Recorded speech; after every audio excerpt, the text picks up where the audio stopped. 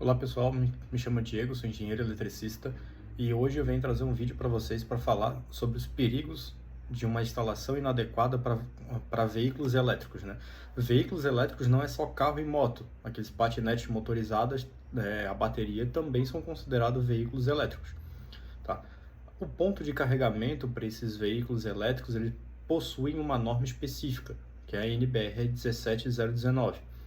O que essa NBR nos traz? Ela nos traz ali uma série de informações sobre por que devemos instalar da maneira adequada.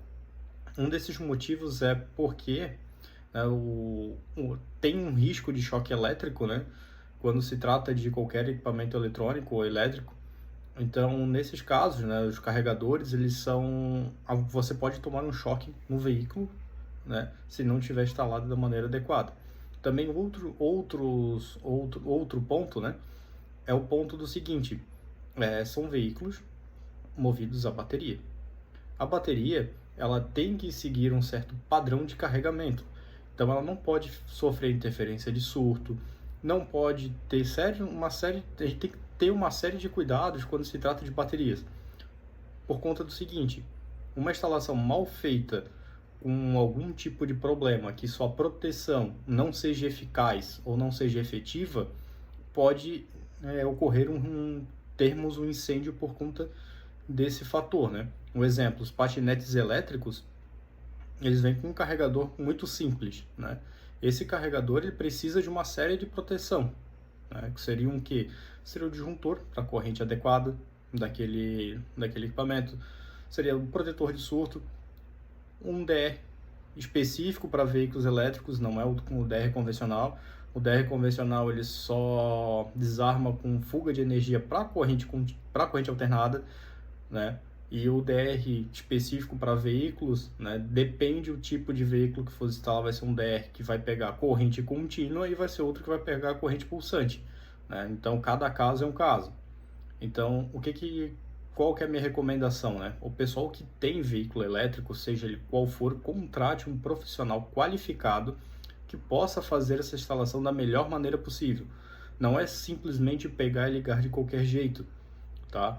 Um dos porquês de pegar e ligar de qualquer jeito, né, que pode estar acontecendo, é um patinete elétrico desse vir a ter um surto na bateria e nenhuma proteção desligar e essa bateria inflamar.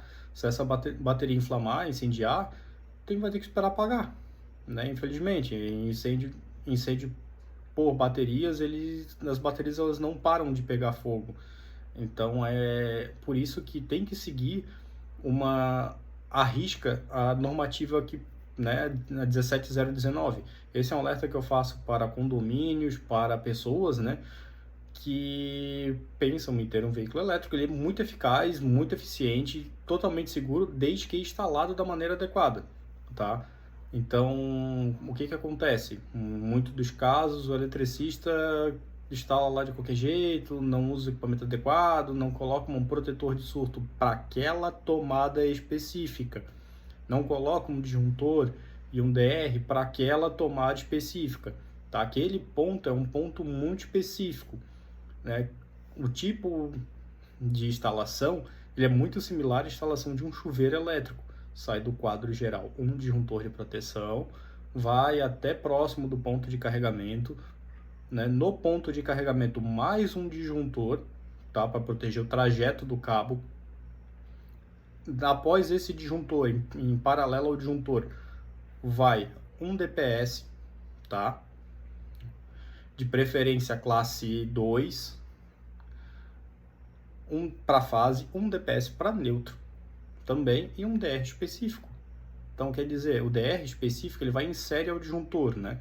Então, o disjuntor vai ficar responsável de desarmar o disjuntor vai ficar responsável em desarmar aquela tomada caso haja um curto-circuito, que a corrente exceda a corrente nominal. O DR vai proteger aquela tomada caso tenha um surto, né? A função do DPS é desligar o disjuntor quando tem um surto. Se teve um surto muito grande, o DR vai desligar o disjuntor. Vai impedir que esse surto chegue no carregador ou chegue na bateria, tá? Deu uma fuga na bateria, a bateria está fugindo energia, alguma coisa. O DR não vai deixar fazer o carregamento. Então ele vai indicar que tem algum problema. Então, para condomínio, para casas, é importantíssimo, né, que se mantenha-se a instalação muito adequada, que siga todas as normativas de segurança. Essas scooters elétricas aqui que eu vejo bastante aqui na nossa região, elas são meios de transporte fenomenais, muito seguras, mas, repito, a instalação elétrica tem que estar muito bem feita. Carro elétrico, a mesma coisa.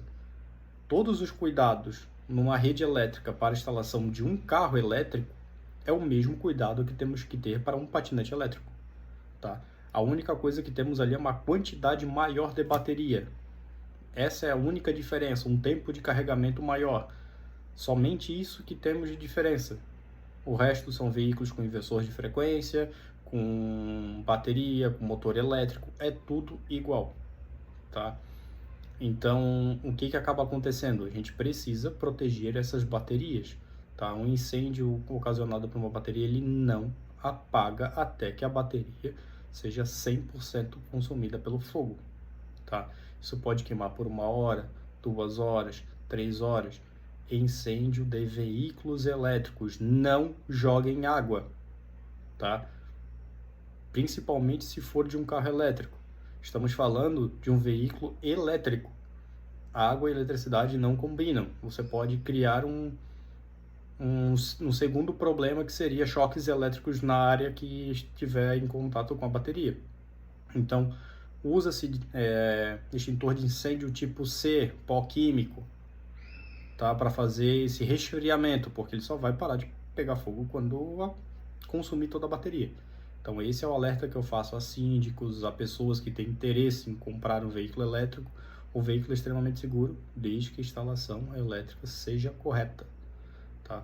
São 2 normas que temos que seguir para um veículo elétrico. NBR 5410, que é a instalações elétricas em baixa tensão, que é o que a gente usa na nossa residência e nos condomínios, e a NBR 17019, que é uma norma específica para todo tipo de veículo elétrico, tá? Então isso envolve carro elétrico, moto elétrica, aquelas Volts, né, como exemplo, os patinetes elétricos, até aqueles carrinhos elétricos de criança, tá? Se ele vai numa tomada para um carregador, ele precisa estar normatizado. Beleza? Obrigado pela atenção e até!